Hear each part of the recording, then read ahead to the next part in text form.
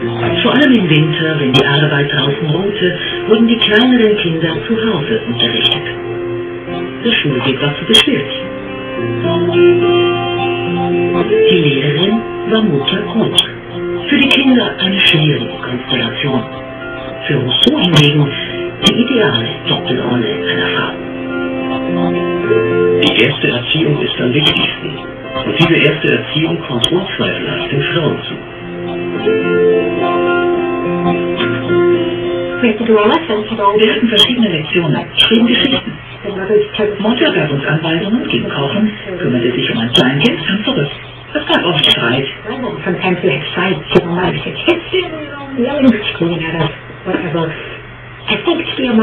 Mutter und Lehrerin sein ist schwierig. Ich habe es mit meinen eigenen Kindern ausprobiert. Nach einem Jahr gab ich auf. Es sind zwei verschiedene Lebensaufgaben. Ist die Mutter schlecht gelaunt, hat das einen negativen Einfluss auf das Lernen.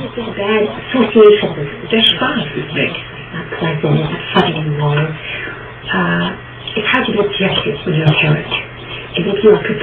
Eltern sind selten objektiv, sie verlangen Perfektion. Ein echter Lehrer ist einfach Lehrer. Kinder brauchen eine Lehrperson außerhalb der Familie. Outside the family being the teacher. There was the math, 6 minutes each, 3, so the lessons that we had.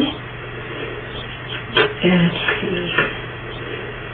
Cute picture.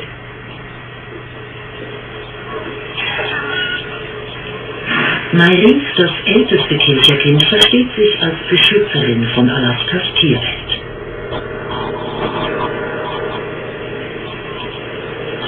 Die 70-jährige Künstlerin vermittelt ihr Naturwissen auf Beobachtungstouren.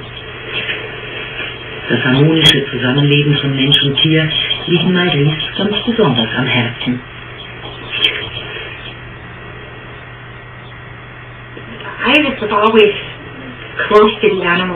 Ich habe mich immer stark mit Tieren identifiziert. You know about it.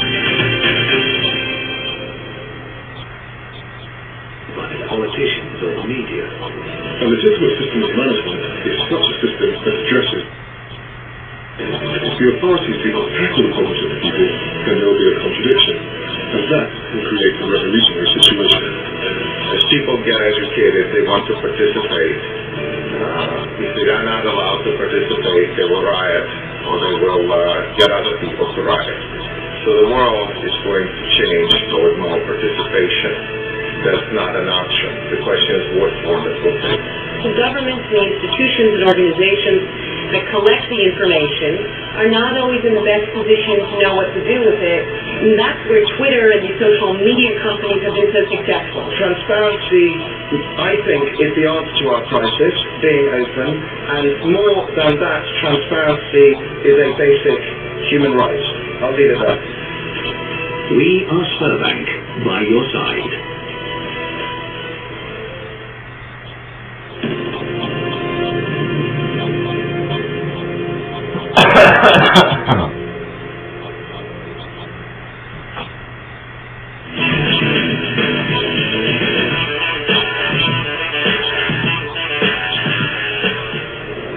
Welcome everybody to this CNBC special on investing in Russia. We are on the ground at the St. Petersburg International Economic Forum. Vladimir Putin came here and reminded us about the privatization program, $100 billion over the next 5 years. He also renewed the commitment to diversifying this economy away from dependence on oil and gas. But it's not just the economy at home that's on the minds of Russian CEOs. It's headwinds elsewhere in other parts of Europe. Very serious. Very serious because there was almost 2 years nothing was done about it. Markets are nervous. It crashed and in the second and last because it's still in a delayed session. Of course, resolution could be only political, but there is no strong leadership enough to take it in any of European countries. That's why they could take an economic break, and the only economic break could be ECB action, plus they should make currency weaker. It's the only way for them to survive. It's the only way to really create any way out of the trust for South in the European economy is to make euro weaker. We how quickly it can be because people in Europe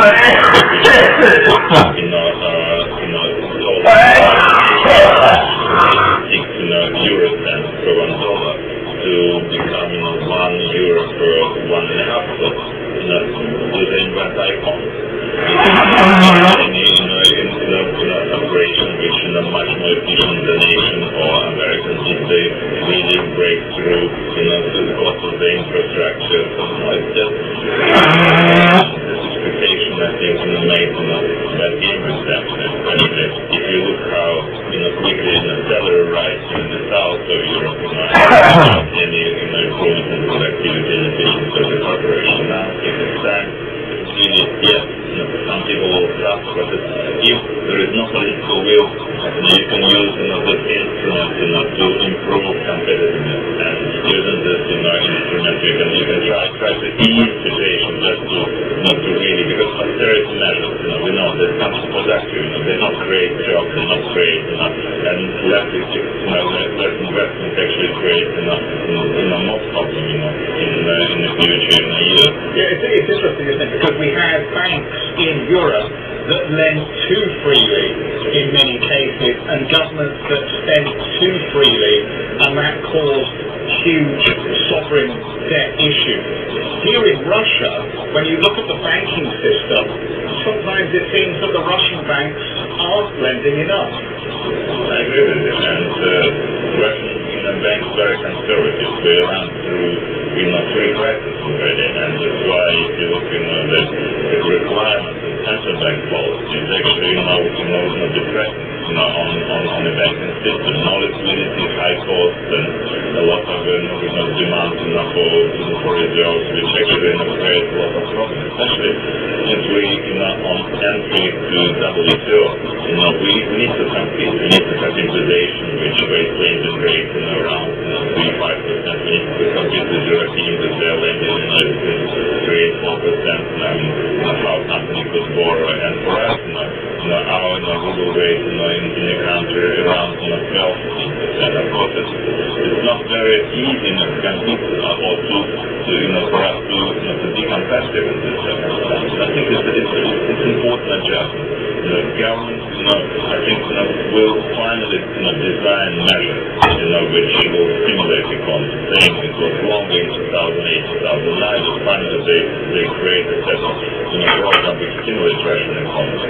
Maybe this time it will be quicker, but at this moment in central bank and change from monetary policy and perception towards financial system, but we need to have more players in financial system.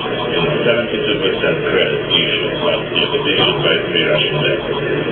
That's incredible, isn't it? Yeah. So President Putin has come out and said, as part of this big privatization program, we want to spread the ownership of the Russian banking system and sell out some of the government stakes. Is that a positive step towards attracting capital back into Russia that can be recycled into small and medium-sized companies through the banking system? Are you optimistic? It's an important step, but I believe that also important is to create a liquidity mechanism which will provide regional banks, small banks, opportunity to survive. Otherwise, we will see further concentration. And even if the bank will be privatized, their economy with 3 big banks, creating an opportunity for small, medium-sized business to grow. I think it's important. We started, united to build capitalism without capitalism. Now we will try to improve and modernize and make our society more efficient, without that market. Literally why, because financial systems still struggle, with this perception, which central bank has and the Ministry of Finance. But we believe that this crisis is the right moment, to start changing. How about you? How about the Russo Group? Broad transforming its business focus into smaller banking operations in regional centres? We're slightly different. We're good customers. For the banks, and we never fail in our obligation. We have very difficult times, we went through, and I think for us what's important is better financial service, better situation in that market, and will provide opportunity for our customers in Russia. And Russia is a quite fast-growing market. Average growth rate in terms of growth in terms of consumption last year was 11%. This year was 7%. In Russia it was more than 18%. Because there was transportation sector high of development in construction sector, and we believe that if government will find a balanced solution to provide stimulus for economy, which should be done, and they already promised not to think. And if central bank will really think twice, is it right, time for tough measures, all of it, to teach the bank how to behave, and then I think will be okay. You are a major customer for energy, and as part of the same program, we see a consolidation or even a concentration of assets in the hands of Rosneft. Is that moving the energy sector in the wrong direction? I know the President has said he wants it to be a less significant part of the Russian economy, but by the same token, it seems to be becoming more concentrated in the hands of the government. It's just an option, there is no concentration, there is not one share which was bought by Rosneft, and I just can't see how they can buy it. There is no equity, and I'm sure in this circumstance the government will not inject capital. That's why I think it's that type of work for Western media or analysts, practically from Russian side. I just can't see that it's impossible. And it's counterproductive. We need to increase productivity in oil and gas sector. And I saw publicly what Mr. Station said when he became a CEO or president of Rosneft. He said that he will develop a company to become leader in the global energy sector. And we know, we've done a lot of mergers in our time, we've done a lot of acquisitions. So there's such a stress test for the company when you take over something. It's such a waste of time when you try to set organic growth. And in these circumstances, when Rosneft benefits from access, to the access to the best resources in Russia, of course, I think it will be more, let's say, he will achieve more progress in terms of the day he will go in organic growth than through consolidation or control, which actually creates no benefit. I think time will heal whatever wounds was created in the beginning. We had a guest here earlier who's in the financial industry, a foreigner in fact, a non-Russian, who said, when you look at Georgia, their communication policy is 99% right. Unfortunately, the Russian government tends to be 1% right and quite often 99% wrong. But that's in the communication rather than in the actual policy itself. Is that part of the problem here? You talk about Western media misunderstanding. Is the state not perhaps communicating in the right fashion? Yes. Don't forget, Russia only 27% of our territory in Europe, so let's say, considered to be Europe. But I don't think the people who live in Paris or London will believe that people who live on Euro, border is European in terms of geography. But we have different cultures. We went through this terrible experience of social experiment. We faced so many problems. That's why we just need time. I would tell you that maybe Russia will complete the first in a stage of transition after 2030, because we've been so optimistic. We believe that we can do whatever we like, but we just face so many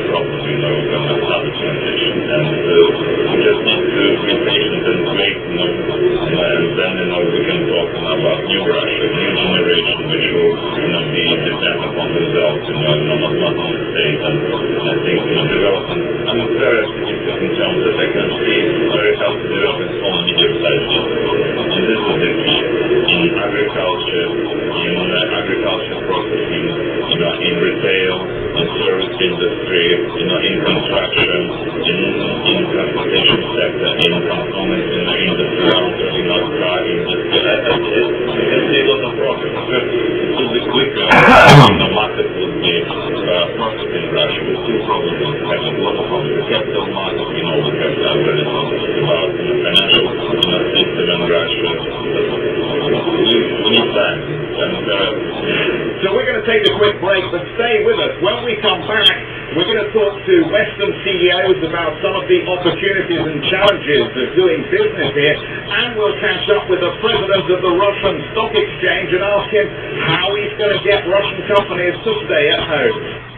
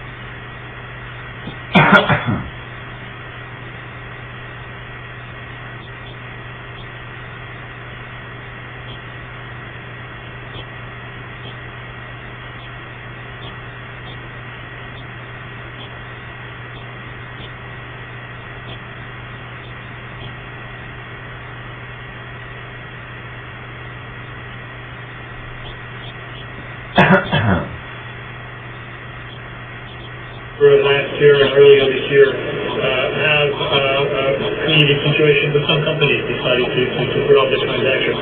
We still do a couple of IPOs a week at the moment on the London Stock Exchange. In fact, we had a Russian transaction earlier this week. So transactions are getting done. And I think the big difference that we've seen in the last 2 or 3 months is that secondary market performance is actually excellent if you look at the facts. Not only liquidity, but price performance. So I'm very confident that pipeline is going to be very soon converted into a sharp increase in the number of transactions, particularly in the fall. What we're doing is we're taking quite a conservative view in terms of how we're allocating capital right now. We're waiting to see what happens in Europe. The U.S. seems to be doing okay, but at the same time, the level of debt in the U.S. is leading to a level of uncertainty that makes us cautious. So while at the same time we are investing in high-growth markets, we're taking a more conservative view on some of the more developed markets. We focus on market share gains, because you can actually pick up more market share gains when things are slowing or right before they pick up when you do normal times. In this last quarter, when the data came out, we picked up 7 percentage points in terms of market share, now switching is back up to 70%. 15% gain in market share in set-top boxes. And in the data center, a lot of people thought we couldn't predict it 2 years ago, 7%. So I tend to the CEOs focus on what I can influence or control. And at Cisco, we tend to be a little bit more aggressive, almost counterintuitive. When we see things start slowing in area, that's actually when we may invest. So London has become a natural home for many Russian listings. But what about the domestic market? What can it do to attract Russian companies to stay at home? Ruben Aganbegyan is with me, the president of the Russian Stock Exchange. Let me ask you that question. How do you keep Russian companies from going to London? How do you get them to put their equity on the Russian exchange? I think it's very natural for the companies to go and list not locally. And one of the reasons that happens to Russian companies, there's always an exception. But the reason it happens is because the infrastructure is not part of the international standards. So first and foremost, the most important thing for us is to get within the international standards, which is central depository T+3 platinum. The second big step for us is the internal investment. We have a very big pension system, which doesn't invest into the equities today. Less than 1% invested in shares, versus, for example, 50 to 60% in Europe and the States. So that needs to be changed. This will be a huge magnet for global liquidity to come back to the Russian market. What progress are you making in those areas? If we talk about what may happen over the next 6 to 12 months, just in relation to the big steps that are going to be taken. I think in the next 6 to 12 months, I would expect that in the 6 months we will get the central depository. We will submit the documents in July to the regulator to get licensed. The next thing which I think will happen is that we will see T+3 settlement. This should happen within the next year, and the other thing on the pension reform and investment of the pension fund, I also hope that in the next year we will see the progress on that. On all 3 areas, there's a very active work happening with the government, regulators. There's huge discussions going on within the committee. We're working very hard to bring this up.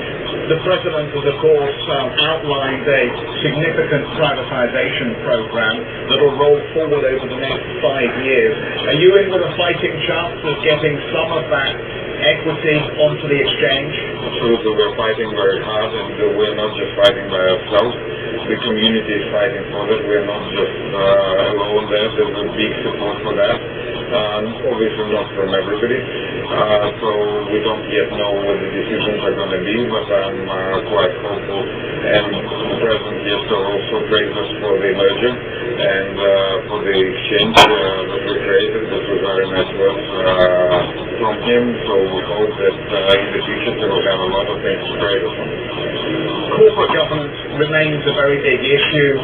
You've got nervous foreign capital that is wary of investing. That's on the marketplace. But there has been a breakthrough on... Dann wird er die Polizei angerufen, anonym. Ja, die Flugblätter vom Dach geworfen, habe ich gesagt. Sie sind zu uns nach Hause und haben die Flugblätter gefunden, die ich in eine Manteltasche gesteckt habe. Dann haben sie meine Mutter gefragt, ob er sowas machen würde. Die kippt mir an mit meinem blauen Ohr und sagt, ja. Opa? Hier. Was der Alte versoffen hat. Das Geld für die leeren Flaschen kannst du behalten. Danke, Mutti. Herr Holger. Weißt du, warum ich dir das erzähle? Weil ich dir vertraue. Du verrätst mich nicht. Stell dir mal vor, wir haben Kommunismus. Logisch, dass dann alle dicken Mercedes fahren. Wenn dann alle ihn fahren, ist es nichts Besonderes mehr. Gibt es was Besonderes? Was denkst du, weil wir in den Kommunismus die ganzen Weiber kicken werden, dann müssen wir mal unsere Runden drehen. Warum hast du eigentlich mir gelassen? Das hatte ich schon lange vor. Ich helfen mal.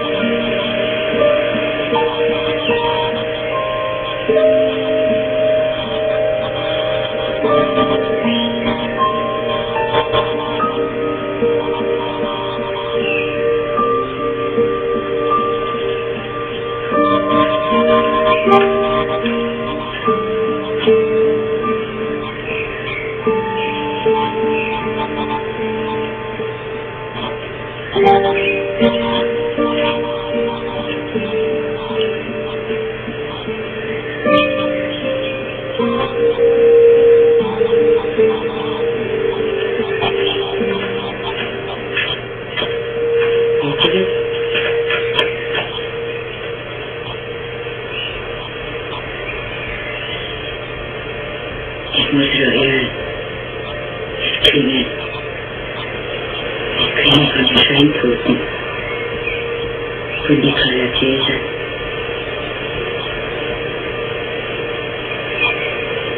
Und ich dachte schon, der meldet sich überhaupt nicht mehr.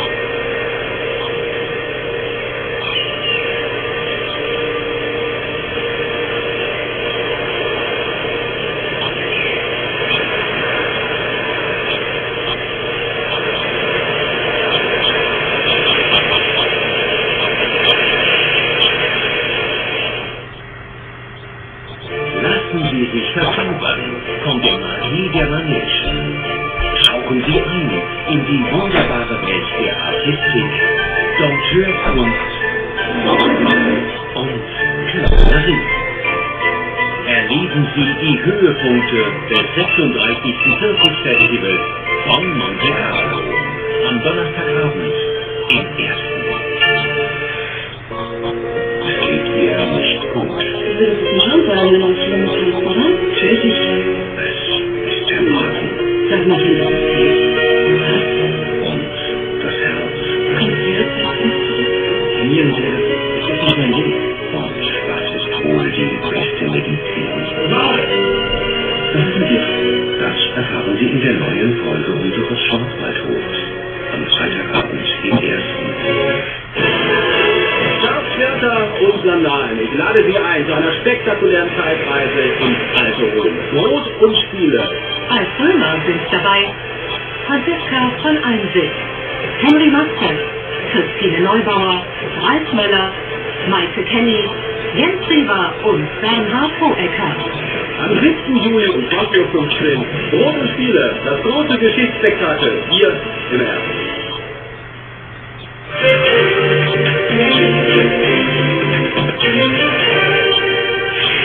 Schönen guten Abend, herzlich willkommen bei Plus Minus. Warum teure Originalzutaten nehmen, wenn es auch billiger geht? Das scheint das Motto vieler Lebensmittelhersteller zu sein. Da wird statt teurer Sahne gern mal günstiges Pflanzenfett verwendet, Fisch wird durch gepresstes Eiweiß ersetzt oder Fleisch mit Wasser gestreckt. Ja, Sie haben richtig gehört, unsere Labortests zeigen, in vielen Grillbratwürsten oder Hackfleischmischungen steckt sogenanntes schnittfestes Wasser. Das sind 400 Gramm Hackfleisch, aber nicht nur. Da ist auch viel Wasser drin, gut 80 Milliliter, und die kommen erst nachträglich rein. Der Verbraucher ahnt nicht, dass er nicht nur das reine Hackfleisch kauft, sondern auch billiges Wasser. Der Trick, der Hersteller schreibt aufs Etikett, dass es eine Zubereitung ist und gibt das Wasser im Kleingedruckten an. Wasser, künstlich schnittfest gemacht und teuer verkauft. Ein gängiger Trick bei Fleischwaren. Wir kaufen Bratwurst, Schinken und Leberwurst bei verschiedenen Discountern und Supermärkten ein. Im Labor lassen wir untersuchen, wie viel Fremdwasser drin steckt. Das Ergebnis? Sehr viel. In diesem 540 Gramm Wurstpaket von Simbo etwa stecken 280 Milliliter Wasser. Ein Teil davon Eigenwasser vom Fleisch. Aber 65 Milliliter hat der Hersteller nachträglich dazugegeben. Noch mehr Wasser in diesem Bratwurstpaket von Kipp. 320 Milliliter sind hier drin, ein Viertel davon Fremdwasser. Vor allem billige Würste sind um bis zu 14% sind sie gestreckt. Die Firmen streiten die Zugabe von Wasser oder Eis nicht ab. Simbo gibt zu, in der vergleichsweise günstigen Simbo Family Bratwurst ist eine Eiszugabe von durchschnittlich 12% vorgesehen. Schließlich ist der Preis nicht zuletzt auch abhängig von der Rezeptur. Auch wässrig teure Leitprodukte. Die Leberwurst von Du darfst weist mit Abstand das meiste Wasser auf in unserer Laborprobe. Und diese fettreduzierte Bratwurst von Rewe unterscheidet sich von der normalen dadurch, dass dafür mehr Wasser drin ist. Und teurer ist sie auch noch. Auf unsere Anfrage verteidigt sich Rewe. Der Gesetzgeber schreibt nicht vor, wie die Fettreduktion ist. Aha. Gehört Wasser überhaupt in die Bratwurst? Wir fragen nach bei einer Traditionsmetzgerei in Mainz. Metzgermeister Kurt Beuschel macht seine Wurst noch von Hand und wir dürfen zugucken. Fleisch kommt rein, klar. Was noch? Kommt denn eine gute Bratwurst rein? Ja. Kochsalz? Fette und Wasser. Kein Wasser, nee. Wo Bratwurst kommt kein Wasser rein. Eine feine Brühwurst dagegen braucht Eiswasser, aber ein bisschen genügt völlig. Das ist wichtig für den Zusammenhalt des Fleisches. Er gibt seiner Bratwurst jedenfalls kein Wasser zu. Aber er kennt die Tricks der Fleischindustrie, das Wasser im Fleisch zu binden. Eine Möglichkeit mit Salz und Phosphaten. Das müssen wir sagen, weil Salz ist ja auch eine gewisse Bindung enthalten, ja? Auch Schinken wird häufig mit Wasser gestreckt. Das Fleisch wird gepökelt. Dazu wird Salzwasser eingespritzt und dann im Fleisch gebunden. In einem gewissen Rahmen ist das in Ordnung. Aber mancher Fleischbetrieb pumpt seinen Schinken regelrecht auf. Vielleicht 5% würde ich bügeln, wir können diese 30-40% hochbügeln. So kann man es machen. Aber das ist für den Endverbraucher, für den Kunden, der nur Wasser hat, nichts mehr. Nur Wasser, schiffestes Wasser. Und wie kommt das Wasser ins Hackfleisch von Netto? Mit Metzgermeister Beuschel zeigen wir, wie es geht. Das ist der Wasserbinder Weizenprotein. Von uns im Internet bestellt. Der Hersteller verspricht, dass damit kostengünstig eine optimale Ausbeute erreicht werden kann. Aha, Verbraucherausbeute. Anrühren mit Wasser und rote Betesaft, damit es eingefärbt ist wie Fleisch. Vermischt mit Fleischstücken sieht es später aus wie richtiges Hack. Den Unterschied hätte selbst der Metzgermeister nicht erkannt. Die Käse sieht aus wie Hackfleisch. Klar, kann man sich auch täuschen. Weizenprotein ist viele Wasser, wenn es hier herum ist, hat man einen guten Profit gemacht. Muss man sagen. Und wir bezahlen es mit jeder Packung. Beim Netto-Hackfleisch zahlt man 60 Cent fürs Fremdwasser. Bei Maika-Würstchen sind es 30 Cent und bei der Rewe-Bratwurst 26 Cent. Ohne Gegenwert. Dürfen die Hersteller das?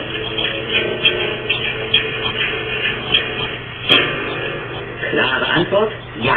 Laut deutschem Lebensmittelbuch. Hier steht drin, was rein darf ins Essen. Und demnach dürfte die Industrie ihr Fleisch sogar noch mehr strecken. Kaum zu glauben. Der Kettwurst dürften statt 80 Milliliter ganze 135 Milliliter pro Packung zugesetzt werden. Erlaubt hat das diese Kommission. Sie bestimmt, was drinsteht im Lebensmittelbuch. Sie soll beschreiben, was der Verbraucher von einem Lebensmittel erwartet. Dann fragen wir mal nach. Erwartet der Verbraucher Wasser in der Wurst? Nee, ich denke mal nicht. Also garantiert ist aber bestimmt drin. Also kann ich mir vorstellen. Weil so spritzt sie ja immer beim, also die spritzt ja beim Braten. Also ist auch Wasser drin. Was lässt denn rein in die Bratwurst so viel Wasser? Glaube ich nicht. Ich glaube es auch nicht. So mit Wasser da rein? Nein. Aber damit es ein Gedicht bekommt, kommt Wasser rein. Die meisten Verbraucher haben offenbar andere Vorstellungen. Doch die Lebensmittelkommission beschließt nichts gegen den Willen der Hersteller.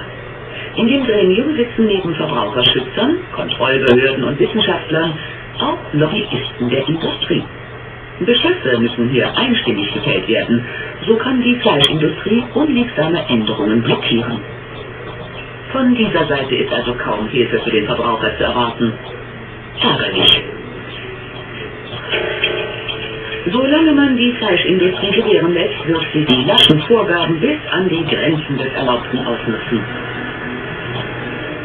Die Krönung, wenn uns gestreckte Produkte dann noch als besonders wertvoll und gesund verkauft werden, dann ist die Verbrauchertäuschung perfekt. Immerhin, ein Drittel unserer Bratwurstproben kam fast ohne zugesetztes Wasser aus, darunter selbst günstige Würste von Discountern.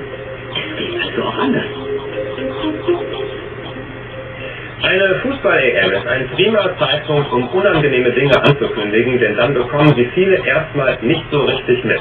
Und so ist es vermutlich kein Zufall, dass zahlreiche Stromversorger die vergangenen Wochen genutzt haben, um Preiserhöhungen anzukündigen. RWE etwa verlangt ab August bis zu 6,7% mehr für Strom, auch die NBW schlägt drauf und die Energiewende, so viel ist sicher, wird die Preise weiter nach oben treiben. Aber es gibt ja angeblich Alternativen, die Billigstromanbieter. Wer wechselt, so das vollmundige Versprechen, kann locker ein paar hundert Euro pro Jahr sparen. Aber Vorsicht, das ist schon mal gründlich schiefgegangen.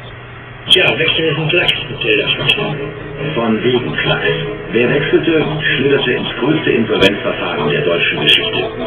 Über 700.000 Helderfax-Kunden verloren Geld. Der Schaden hunderte Millionen Euro. Der Energieversorger kaufte den Strom zu teuer ein. Eine Zeit lang funktionierte das, solange immer neue Kunden kamen und ihren Strom im Voraus zahlten. Doch das gigantische Schneeballsystem brach eines Tages zusammen. Wer jetzt Geld zurückverlangte, ging leer aus. Diese beiden Unternehmensberater prophezeien, schon bald könnten weitere Billiganbieter pleite gehen, mit drastischen Folgen. Das Geschäftsmodell der Discount-Anbieter im Strommarkt ist nicht profitabel und das kann für Kunden bedeuten, dass im Fall einer Pleite auch Geld verloren wird. Helderfax ist pleite, andere machen weiter, locken Kunden mit Niedrigpreisen. Doch die sind laut Unternehmensberatung A.T. Kearney längst unrealistisch. Denn den Großteil des Strompreises machen Steuern, Abgaben und Netzentgelte aus. Sie sind für alle Unternehmen regional gleich. Auch bei den Einkaufspreisen gibt es nur noch wenig Spielraum. Wer also Strom extrem billig verkauft, macht oftmals miese. Beispiel. Eine Familie in Hamburg verbraucht 4000 Kilowattstunden Strom im Jahr. Sie zahlt dafür 950 Euro. So viel verlangt derzeit der städtische Versorger Hamburg Energie. Von diesen 950 Euro muss der Versorger rund 480 Euro Steuern und Abgaben zahlen, rechnet Hanjo Armsens vor. Außerdem werden 230 Euro für die Netzdurchleitung fällig und rund 240 Euro kostet die Beschaffung von Strom. Und bleibt unterm Strich hier schon null übrig und das vor Berücksichtigung der ganzen internen Kosten, wie Vertriebsaufwand, um die Kunden zu akquirieren, Verwaltungskosten, aber auch Abrechnung und IT-Systeme. Und das bringt die Marge deutlich in den negativen Bereich. Trotzdem liegen etliche Tarife deutlich unter 950 Euro. Der Kampf um Kunden und Marktanteile ist knallhart. Wachstum wichtiger als Gewinn. Immer neue Kunden werden gelockt, die neues Geld bringen. Dafür greifen viele Discounter tief in die Trickkiste. Vierter Trick, der Bonus. Häufig versprochen, aber nicht immer ausbezahlt. Auch Christian Knarr hat sich so locken lassen. Als Neukunde sollte er 135 Euro Bonus gutgeschrieben bekommen, nach einem Jahr. Doch bald erhöht Flexstrom die Preise. Knarr kündigt, aber zu früh. Flexstrom verweigert den Bonus. Das war vereinbart, ein eigentlicher Vertrag, wo solch ein Bonus vereinbart ist. Daher wartet man auch, dass er eingehalten wird und sich so Firma wie Flexstrom nicht hinterher dann irgendwie mit verwurstelte AGBs herausredet. Knarr ist kein Einzelfall. Viele Discounterkunden fühlen sich reingelegt. Denn ohne Bonus ist der Strom erheblich teurer. Dann sollte man lieber gleich mit offenen Karten spielen, sagen, das ist unser Preis und nicht mit irgendwelchen Bonus auf neue Kunden eingehen. Zweiter Trick, die schnelle Preiserhöhung. 12 Monate Preisfixierung, nicht der Normalfall. Bei Christian Knarr stieg der Strompreis bereits nach 5 Monaten. Zwar gibt es dann ein Sonderkündigungsrecht, doch wer es wahrnimmt, verliert den Bonus und andere Vergünstigungen. Dritter Trick, die Kaution. Viele Unternehmen verlangen eine, bei Knarr 5. Das Geld wird zwar bei Vertragsende zurückgezahlt, es ist aber ein zinsloser Kredit ans Unternehmen und bei einer Pleite für immer weg. Vierter Trick, die Vorkasse. Kunden müssen oft für ein Jahr im Voraus zahlen. Helderfax stopfte mit diesem Geld die Finanzlöcher, konnte nur so seine Dumpingpreise halten. Auch heute noch gibt es solche Vorkassetarife. Gefahr für die Kunden, bei einer Pleite geht Geld verloren.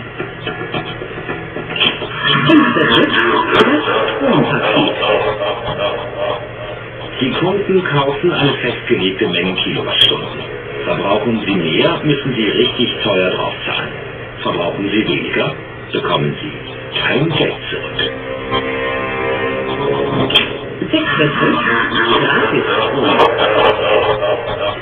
Die Masche mit den 2 Kilowattstunden funktioniert ähnlich wie der Bonus. Die Kunden erhalten im ersten Jahr eine bestimmte Menge Strom umsonst. Das senkt den Preis.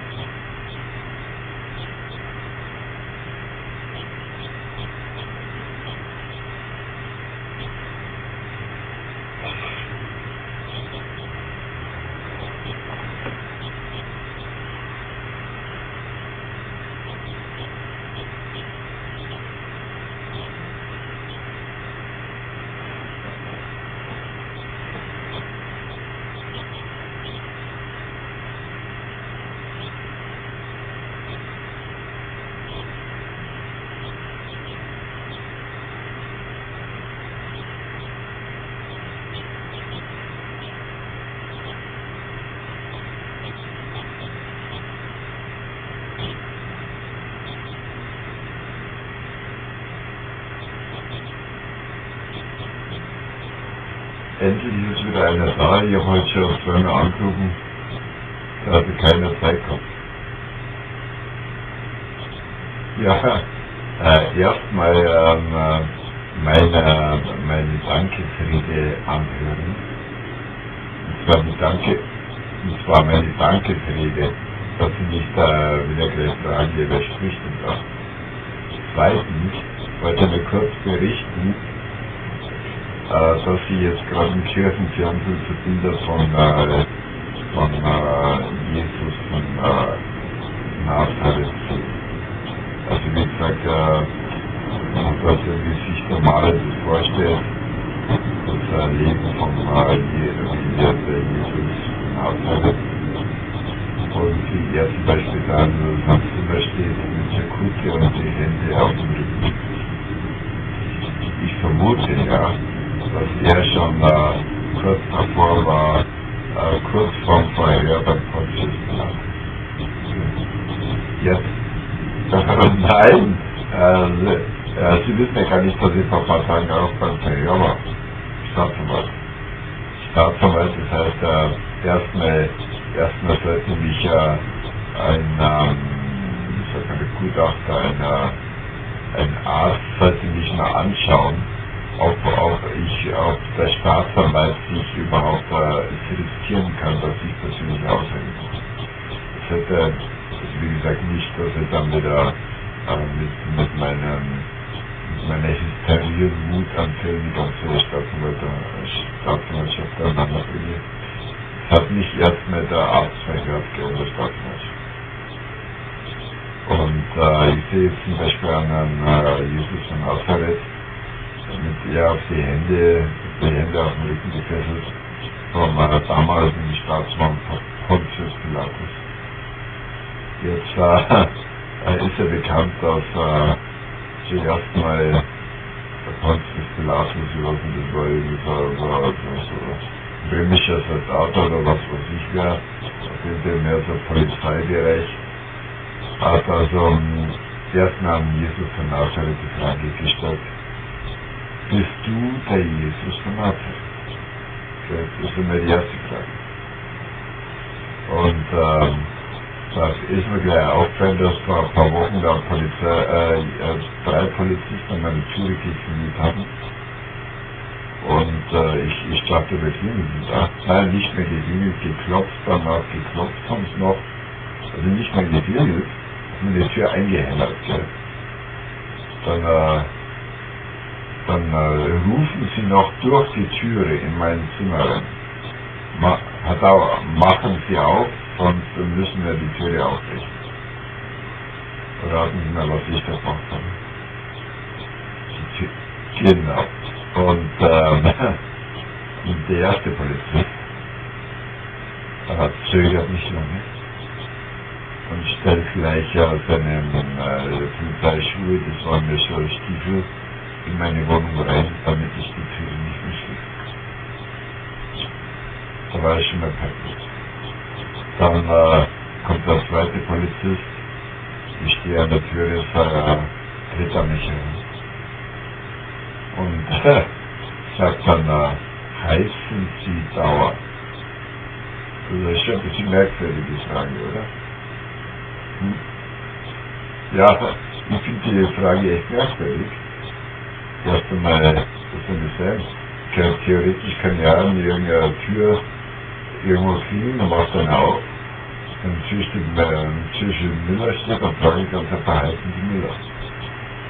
Ja, also wie gesagt, merkwürdig oder nicht, es war eine Störung bei der Arbeit, ich war gerade bei der Arbeit. Ich arbeite also selbstständig zu Hause teilweise. Auf jeden Fall tritt dann der Beamte verbal noch weiter an mich. Und fragt mich, und fragt mich nicht mehr. Hat schon genug gefragt. Nachdem ich geantwortet habe, ja, ich halte es nicht. Hat der Polizist dann gleich gesagt, Sie haben geschrien. Ja, was habe ich? Was habe ich? Wir haben nicht geschrien. Der Polizist, der andere hat immer noch seine Schuhe in meinem Zimmer. Sie haben geschrien.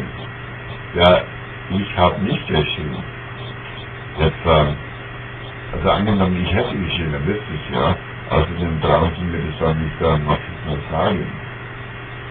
Ja, egal, wenn einer